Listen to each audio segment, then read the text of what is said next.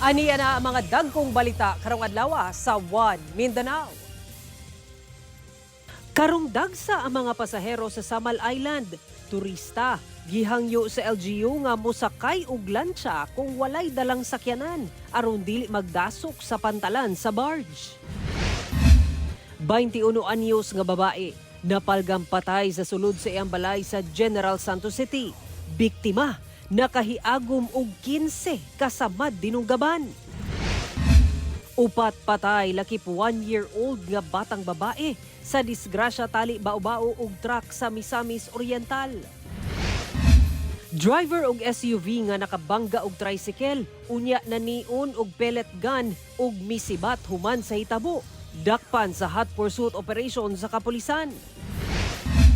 Og pagpasiga sa Christmas Village sa Surigao City. Gidagsa sa mga Surigao noon.